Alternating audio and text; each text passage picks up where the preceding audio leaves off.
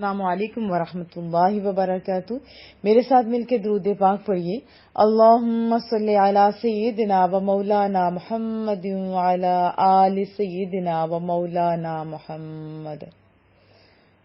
آیت 154. Copy pencil بھی ساتھ رکھا کیجیے. اعوذ باللہ من الشیطان الرجیم. بسم اللہ الرحمن الرحیم.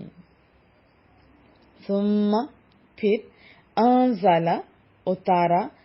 انزلہ کا اصل معنی ہوتا ہے بلندی سے کچھ اترنا. علا پر، کم تم پر، من بعدی من سے بعد غم میں غم کا کل ڈیٹیل بتائی تھی پچھلی آیت میں، آپ سن لیجئے. غین میم اس کا روٹ ورڈ ہے. میم کا میم میں ادغام ہو گیا تو غم ہو گیا. اردو میں بھی غم استعمال ہوتا ہے دکھ پریشانی کے لیے. امنتن چین، تسلی، امن، امانہ اور امان تینوں مصدر ہیں. نعاسن اونگ، نیند جو ہلکی سی ہوتی ہے نیند آنے سے پہلے. یغشا چھا گئی، طاری ہو گئی. غشاوہ ہم نے پیچھے پڑھا تھا سورۃ البقرہ میں پردہ، اور یہ یغشا چھا گئی، طاری ہو گئی. طائفہ ایک جماعت، طائف کی جمع. منکم تم میں سے، من سے، کم تم میں سے، وطائفتن اور ایک گروہ یا کچھ لوگ. بہت سارے جیسے لوگ ہوتے ہیں ان میں سے ایک جو گروپ ہوتا ہے اس کے بارے میں بات ہو رہی ہے. ایک گروپ، کچھ لوگ. قد تحقیق، اہمت اور پلس ہم، اہمت فکر میں پڑ گئی یعنی فکر میں ڈال دیا. اہمام مصدر ہے، فکر میں ڈالنا. ہم ان کو یعنی ایک گروہ کو تو نیند کی سی دولت مل گئی، سکون مل گیا. دوسرے گروہ کو کیا کیا؟ فکر میں ڈال دیا، ہم میں ڈال دیا. انفسہم پیچھے بھی تھا اہمتہم، اور ادھر انفسہم ہوم کی ضمیر جمع کے لیے اور راجع ہو رہی ہے اس گروہ کی طرف. انفس جانوں کی، ہم ان کی. یظنون گمان کرتے تھے. ظن یظن، ظن ظا نون اس کا روٹ ورڈ ہے. نون کا نون میں ادغام ہو گیا تو ظن ہو گیا. ظن یظن گمان کرتے تھے. باللہ با ہوتا ہے ساتھ، باللہ یعنی اللہ تعالیٰ کے ساتھ وہ گمان کر رہے تھے. غیر الحق ایک تو حق ہوتا ہے، ہا قاف قاف اس کا روٹ ورڈ ہے. حق سچ جو اللہ تعالیٰ کا امر ہے حق ہوتے، ہر کام ہر امر حق ہے. غیر الحق اس کے اپوزٹ ہوا نا حق. ظن الجاہلیہ ظن گمان، جاہلیہ جہالت یہ بھی اردو کا ورڈ ہے. جہالت نادانی، اس کی بھی بہت ساری اقسام ہیں. جاہلیہ جاہلیت یعنی ایام کفر کے گمان. یقولون کہتے تھے وہ. قال ماضی میں یقول، قال یقول، اور آگے آ رہا ہے قل. قل امر کا صیغہ ہے. حل کیا، جیسے انگلش میں وٹ، اردو میں کیا، عربی میں کہتے ہیں حل استفہام کے لیے، سوال کے لیے. لنا ہمارے لیے. من الامر اس کام میں. من کوئی، کچھ. شیئن شیء بھی اردو کا ورڈ ہے، چیز یا بات. قل کہہ دیجئے، فرما دیجئے. ان الامر ان بے شک امرا یہ کام. کلہ سب، ہو کی ضمیر راجع ہو رہی ہے امر کی طرف. سب کام اللہ کے اختیار میں ہیں، یعنی جتنے کام ہیں وہ اللہ کے اختیار میں. لام زیر لی کا معنی ہوتا ہے کے لیے. للہ اللہ کے لیے، یہ اللہ تعالیٰ کے اختیار میں ہیں. یخفون وہ چھپاتے ہیں. اخفاء اس کا مصدر ہے. یخفون وہ چھپاتے ہیں. فی میں انفسی جانوں میں، دلوں میں، جیسے ہوتے ہیں نا اندر ہی کوئی بات چھپائی رکھتے ہیں. ہم اپنے، ما جو، لا نہیں، یبدون ظاہر کرتے. یخفون وہ چھپاتے، یبدون ظاہر کرتے. یہ دونوں ایک دوسرے کے اپوزٹ ہیں. لکا تم پر. یقولون وہ کہتے ہیں. لو اگر، جیسے ہم کہتے ہیں کاش، اگر. لو اگر کانا ہوتا. لنا ہمارے لیے. من الامر من سے امر کام، اس کام میں. شیئن کچھ. ما نہ. قتلنا مارے جاتے ہم، نون الف زبر نا، اس کا جیسے نحنو ہم، ہا ہونا، ہا پلس ہونا، ہا یہ حرف تنبیہ ہے اور ہونا اس میں اشارہ ہے، ہا ہونا یعنی یہاں اس جگہ پر، قل کہہ دیجیے، رسول اللہ صلی اللہ علیہ وسلم کو رب کریم فرما رہے ہیں، قل کہہ دیجیے، لو اگر تم ہوتے، فی میں، بیوت بیت کی جمع گھر جہاں پہ رات گزاری جاتی ہے سکون کے ساتھ، اپنے گھر، اس کے بارے میں پورا درس ہے، آپ ضرور سنیے، بہت ہی زبردست کہ آپ کے گھر کیسے ہونے چاہیے، بیوت گھر، کم اپنے، لبارزہ ضرور باہر نکلتے، بارزہ کا معنی ہوتا ہے وہ نکلنا،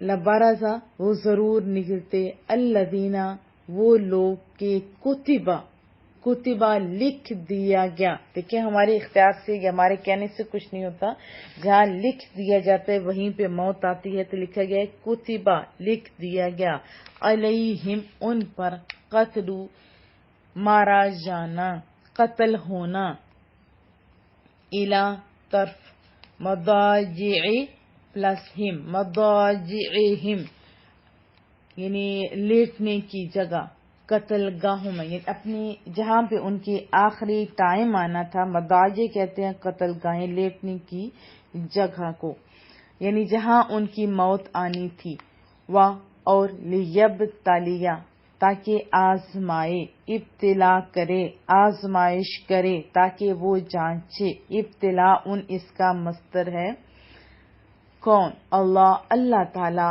ما جو کچھ، فی میں، صدور صدر کی جمع، صدر کو کیوں صدر کہتے ہیں؟ سب سامنے ہوتے ہیں، سب ان کو جانتے ہیں، آپ جانتے ہیں کہ صدر کی بات ہے، وزیر اعظم کی بات ہے، ایسے ہی کہتے ہیں سینے کے بھی صدر اس لیے کہتے ہیں کہ وہ سامنے ہوتا ہے، صدور سینوں کی جمع، صدر کی جمع، کم تمہارے، اور لیمحصا میم ہا صاد اس کا روٹ ورڈ ہے، اور محض کے اصل معنی کسی چیز کو کھوٹ اور عیب سے پاک کرنے کے ہوتے ہیں، تو ولیمحصا تاکہ نکھار دے، تاکہ صاف کر دے، ما جو، فی میں، قلوب قلب کی جمع، کم تمہارے، قلوبکم تمہارے دلوں میں ہے، واللہ اور اللہ تعالی، علیم جاننے والا ہے، بذات الصدور، اللہ اکبر، اللہ اکبر، جو باتیں تمہارے دلوں میں چھپی ہوئی ہیں ان باتوں کو جانتا ہے، کون؟ اللہ تعالی، جو زمین و آسمان کے ہر چیز کو جانتا ہے، وہ من کی چھوٹی سی نگری کو بھی جانتا ہے۔ با محاورہ ترجمہ، ثم انزل علیکم من بعد الغم، پھر اتاری اللہ تعالیٰ نے تم پر غم و اندوہ کے بعد، امنہ راحت، نعاسیں یغشا طائفہ غنودگی جو چھا رہی تھی ایک گروہ پر، منکم تم میں سے، وطائفۃ قد اہمتہم انفسہم، تم میں سے ایک جماعت ایسی تھی جسے فکر پڑا ہوا تھا صرف اپنی جانوں کا، یظنون باللہ، وہ کیا کر رہے تھے؟ بدگمانی کر رہے تھے اللہ تعالی کے ساتھ، غیر الحق بلا وجہ، غیر الحق ظن الجاہلیہ، بلا وجہ بدگمانی کر رہے تھے، عہد جاہلیت کی بدگمانی، یقولون هل لنا من الامر من شیء، کہتے کیا ہمارا بھی اس کام میں کچھ دخل ہے، قل ان الامر کلہ للہ، آپ فرمائیے اختیار تو سارا رب کریم کا ہے، اللہ تعالی کا ہے، یخفون فی انفسہم ما لا یبدون لک، چھپائے ہوئے ہیں اپنے دلوں میں جو ظاہر نہیں کرتے آپ پر، یقولون لو کان لنا من الامر شیء ما قتلنا ہاہنا، کہتے ہیں اپنے دلوں میں اگر ہوتا ہمارا اس کام میں کچھ دخل، کچھ اختیار، تو نہ مارے جاتے ہم یہاں اس بے دردی سے۔ قل لو کنتم فی بیوتکم، اب اللہ تعالیٰ محبوب کریم سے فرما رہا ہے کہ آپ فرمائیے کہ اگر تم گھر میں بھی بیٹھے ہوئے ہوتے نا، لبرز الذین کتب علیہم القتل الی مضاجعہم، تو ضرور نکل آتے وہاں سے وہ لوگ لکھا جا چکا تھا جن کا قتل ہونا اپنے قتل گاہوں کی طرف۔ اور یہ جو مصائب تھے وہ کس لیے تھے؟ رب کریم فرما رہے ہیں وَلِيَبْتَلِيَ اللَّهُ مَا فِي صُدُورِكُمْ، تاکہ آزما لے اللہ تعالیٰ جو کچھ تمہارے سینوں میں چھپا تھا، وَلِيُمَحِّصَ مَا فِي قُلُوبِكُمْ، اور صاف کر دے جو میل کچیل تمہارے سینوں میں تھا، وَاللَّهُ عَلِيمٌ بِذَاتِ الصُّدُورِ، اور اللہ تعالیٰ دلوں کی باتوں سے خوب واقف ہے۔ یہ آیت مبارکہ اگر کسی کو غم ہو، پریشانی ہو، دکھ ہو، بے چینی ہو، بے سکونی ہو، تو اس صورت میں پڑھی جائے تو کریم رب اس بندے کو سکون دیتا ہے، غم سے نجات عطا فرماتا ہے۔ وضاحت جان لیتے ہیں۔ غزوہ احد میں تکالیف اٹھانے کے بعد رب کریم کی طرف سے مخلص مومنوں پر خاص کرم نوازی ہوئی۔ کیا ہوا وہ بتایا جا رہا ہے، وہ یہ کہ اللہ تعالیٰ نے ان کو پریشانی دور کرنے کے لیے ان پر غم کے بعد چین کی نیند اتاری۔ آپ کو پتہ ہے جب بہت زیادہ درد ہو، پریشانی ہو تو نیند کی بھی بڑی اہمیت ہوتی ہے۔ ویسے بھی جن کو نیند نہیں آتی ان سے پوچھیے۔ بہرحال یہ نیند اتاری کن پہ؟ جو صرف مخلص صحابہ کرام تھے وہ، ان پر نیند اتری۔ اس کی برکت سے مسلمانوں کے دلوں میں جو رعب اور ہیبت تھا وہ تو ختم ہو گیا اور مسلمان تازہ دم ہو گئے، کیونکہ سکون اور اطمینان کی کیفیت میں آ گئے نا۔ حضرت ابو طلحہ رضی اللہ تعالیٰ عنہ فرماتے ہیں کہ روز احد نیند ہم پر چھا گئی، ہم میدان میں تھے۔ کیسا خوبصورت نقشہ کھینچ رہے ہیں۔ بخاری شریف کی میں بات آپ کو سنا رہی ہوں کہ روز احد نیند ہم پر چھا گئی، ہم میدان میں تھے اور تلوار میرے ہاتھ سے چھوٹ جاتی تھی، پھر اٹھاتا تھا، پھر چھوٹ جاتی تھی۔ دیکھیے کیسا پیارا انداز میں بتا رہے ہیں حضرت اللہ۔ اور دوسری طرف منافقوں کا کیا حال تھا؟ وہ بد نصیب لوگ اللہ تعالیٰ پر بدگمانیاں کر رہے تھے کہ اللہ تو رسول اللہ صلی اللہ علیہ وسلم کی مدد نہیں فرمائے گا، یا یہ کہ رسول اللہ صلی اللہ علیہ وسلم تو اس دنیا میں نہیں رہیں گے، دین بھی باقی نہیں رہے گا۔ اس قسم کے غلط گمانوں میں وہ پڑے ہوئے تھے اور انہیں نیند نہیں آ رہی تھی، اور جب نیند پوری نہیں ہوتی تو پھر حال کیا ہوتا ہے آپ یہ سوچئے۔ تو رب کریم فرما رہے کہ یہ جو ان کے غلط گمان تھے نا، یہ جاہلیت والے گمان تھے۔ اکثر لوگ ابھی بھی جیسے کچھ ایسا ہو جاتا ہے تو وہ بھی عجیب و غریب گمان کرتے ہیں۔ بعد میں ہم انشاءاللہ اس کے بارے میں محاسبہ بھی کریں گے اور ڈسکس بھی کریں گے۔ یہاں بتایا جا رہا ہے کہ منافقین اپنے دلوں میں کفر، اللہ تعالیٰ کے وعدوں پر بھروسہ نہ ہونا اور جہاد میں مسلمانوں کے ساتھ آنے پر افسوس کرنا یہ چھپائے ہوئے تھے۔ ان کے دلوں میں یہ بات بیٹھی ہوئی تھی نا کہ رسول اللہ صلی اللہ علیہ وسلم کے وعدے معاذ اللہ سچے نہیں ہیں۔ محبوب کریم نے تو انہیں سب کچھ پہلے بتا دیا تھا، لیکن ان کے ذہن میں کیا بیٹھ گیا کہ یہ وعدے سچے نہیں ہیں، لیکن یہ باتیں مسلمانوں کے سامنے ظاہر نہیں کرتے تھے، من میں تھے ان کا یہ چور، اور اس چور کی وجہ سے انہیں نیند بھی نہیں آتی تھی۔ یہ کہتے کہ اگر ہمارا بھی اس میں کچھ دخل ہوتا یا ہماری بات چلتی تو جنگ احد میں ہمارے سے مشورہ لیا جاتا تو ہم یہاں نہ مارے جاتے۔ اللہ تعالیٰ نے ان کی بدگمانیوں اور بد کلامیوں کے بارے میں فرمایا کہ محبوبہ صلی اللہ علیہ وسلم تم فرما دو، اگر تم اپنے گھروں میں بھی ہوتے نا، جب بھی جن کا مارا جانا تقدیر میں لکھا جا چکا تھا وہ اپنے قتل گاہوں کی طرف نکل کر آ جاتے، کیونکہ جیسے موت کا وقت معین ہے نا، مقرر ہے، ایسے ہی موت کی جگہ بھی متعین ہے۔ جس نے جہاں جیسے مرنا ہوتا ہے وہ وہاں ویسے ہی مرے گا۔ گھروں میں بیٹھا رہنا کچھ کام نہیں آتا، اور تقدیر کے سامنے تو آپ جانتے ہیں ساری تدبیریں، سارے ہیلے بیکار ہو جاتے، ورنہ کوئی نہ مرتا نا، ایسے ہی ہے نا۔ تو اس آیت کے آخر میں اللہ تعالیٰ نے غزوہ احد میں پیش آنے والے واقعات کی حکمت بتائی کہ غزوہ احد میں جو کچھ ہوا وہ اس لیے ہوا تھا کہ اللہ تعالیٰ تمہارے دلوں کی اخلاص اور منافقت کو آزمائے، اور جو کچھ تمہارے دلوں میں پوشیدہ ہے اسے سب کے سامنے قیامت تک کھول کر رکھ دے۔ کب تک؟ قیامت تک۔ آج بھی تو ہم لوگ پڑھتے ہیں نا، فلاں مخلص بندہ تھا، فلاں نے ایسا کی، فلاں نے منافقت کی، فلاں وہ ایسا ہوا۔ تو اس آیات میں جو سارے واقعات تھے اس سے ہمیں کیوں سنایا جا رہا ہے، ہمیں کیا بتایا جا رہا ہے؟ اصل میں اس کو سامنے رکھ کے ہمیں بھی بہت سارے اسباق دیے جا رہے ہیں۔ کیسے؟ نمبر 1 سنیے کہ آزمائش کے وقت ہی کھرے کھوٹے کی پہچان ہوتی ہے۔ ایک تو بندوں کے لحاظ سے جب آزمائش آتی ہے، پریشانی آتی ہے، تو ہمیں پتہ چلتا نہیں کون ہمارا تھا، کس نے مشکل وقت میں ہمارے ساتھ اخلاص کا مظاہرہ کیا تھا، ہمارا ساتھ دیا تھا، کسی بھی لحاظ سے، جس کے پاس جو کچھ ہو، مالی لحاظ سے اور زبانی لحاظ سے، یا جس کو ویسے مدد کی ضرورت ہو ہاتھ کے یا کچھ بھی، یا ہوتا ہے نا کوئی بیمار ہو جائے اس کو دوائی این ٹائم پہ لا کے دینا، یا کوئی بھی پریشانی پتہ چلتا ہے نا مشکل وقت میں۔ اور دوسرا بندے کا یہ بھی پتہ چلتا ہے کہ اس کا ایمان کتنا مضبوط ہے، اللہ کے بارے میں اس کا گمان کیا ہے۔ یہ ہوتی ہے آزمائش۔ تو آزمائش کے وقت ہی کھرے کھوٹے کی پہچان ہوتی ہے، ورنہ تو سارے ہی صحیح ہوتے ہیں۔